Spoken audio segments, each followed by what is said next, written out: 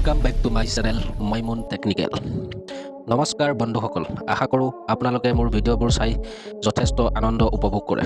আজি মই আপোনালোকৰ কাৰণে কটন কেমেৰাত ৰেকৰ্ড হোৱা কিছুমান আচৰিত ফেক্ট দাঙি ধৰিবলৈ লৈ আহিছোঁ। আহক তেনেহ'লে ভিডিঅ'টো আৰম্ভ কৰোঁ। বন্ধুসকল, এই পৃথিৱীত সকলো সময়তে আচৰিত ঘটনা ঘটিয়ে থাকে। এই ঘটনাবিলাক আপোনালোকৰ ওচৰত দাঙি ধৰিবলৈ মই সকলো সময়তেই অনেক ধৰণৰ ৰিচাৰ্চ কৰি থাকোঁ আৰু ৰিচাৰ্চ কৰি এদিন আপোনালোকৰ ওচৰত দাঙি ধৰোঁ। তো বন্ধুসকল, মোৰ এই অশেষ কষ্টৰ বাবদ এটা লাইকটো বন্তাহিহে। So' please press the bottom like. Fact 1, আপোনালোকে দেখি আছে এইটো হ'ল ডুবাইত অৱস্থিত বুৰ্জ খলিফা। এই বিল্ডিংটোৰ একেবাৰে ওপৰ ভাগত এটা লোহাৰ আৰ্থিনযুক্ত ত্ৰিশূল আছে। এই আৰ্থিনডালত আকাশত যেতিয়া বিজুলী ঢেৰেকনি মাৰে তাৰ পৰা বজ্ৰপাত পৰে আৰু সেই বজ্ৰপাত এই আৰ্থিনৰ যোগেদি ধৰিত্ৰীৰ বুকুলে পাৰ হৈ যায়। ফেক্ট 2, এয়া অসমৰে কোনো এডোখৰ ঠাই। এতিয়া বাৰিষাৰ দিন, আপোনালোকে সদায় বিজুলী খুঁটা বা আৰ্থিনবিলাকৰ পৰা সাৱধান হৈ থাকিব লাগে। কাৰণ দেখিছেই নহয়, এই যে চৰাইজনী আহি খুঁটাটোত মাথো বহিছিলহে, ঠিক তেনে সময়তে বিজুলীৰ গৰ্জনত বজ্ৰপাত আহি খুঁটাটোতে পৰে। চ' প্লিজ বি কেয়াৰফুল।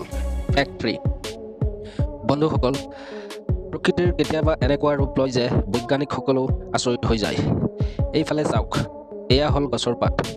এই পাতবোৰৰ মাজত এনেকুৱা এটা পাত আছে যেন সেই পাতটো খাইলা মানুহৰ এখন ছবিহে।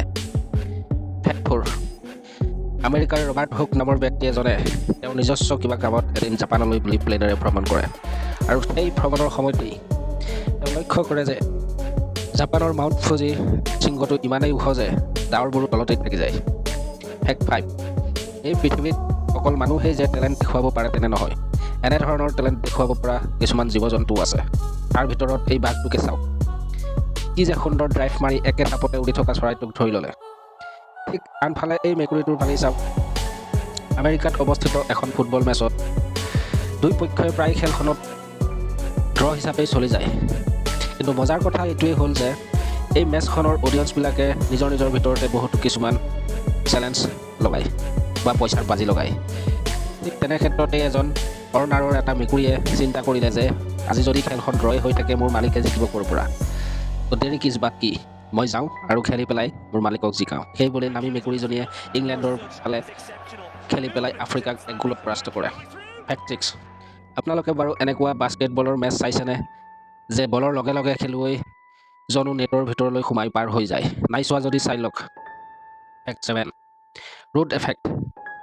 আপোনালোকক জনাওঁ যে মানুহে ৰাস্তাৰ কাষে পাশে কেতিয়াও অবাবত উঠি বহি বা অযথা ঘূৰি ফুৰিবৰ কোনো প্ৰয়োজন নাথাকে, কাৰণ এই ভিডিঅ'টো চালেই আপোনালোকে সকলো বুজি পাব।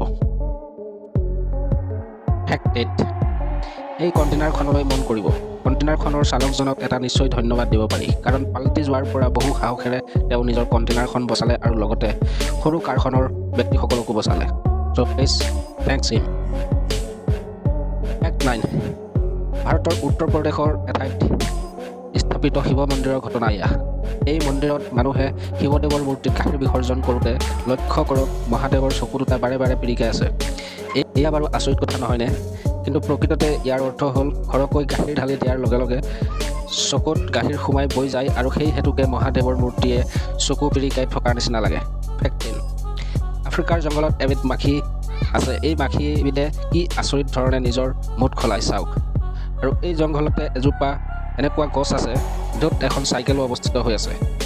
এই গছজোপা কোৱা হয় চাইকেল ট্ৰী।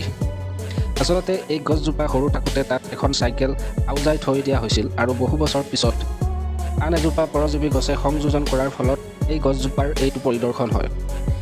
তেনেহ'লে বন্ধুসকল, এয়া আছিল কটন কেমেৰাত ৰেকৰ্ড হোৱা কিছুমান আচৰিত ধৰণৰ তথ্য। এই তথ্য বাৰু আপোনালোকে উপভোগ কৰি কেনে পালে কমেণ্ট কৰি নিশ্চয় জনাব। আগলৈ আৰু এনেধৰণৰ ভিডিঅ' উপভোগ কৰিবৰ কাৰণে আপোনালোকে মোৰ মইমুন টেকনিকেল চেনেলটোক লাইক, কমেণ্ট, শ্বেয়াৰ আৰু ছাবস্ক্ৰাইব কৰিবলৈ নাপাহৰিব। ধন্যবাদ।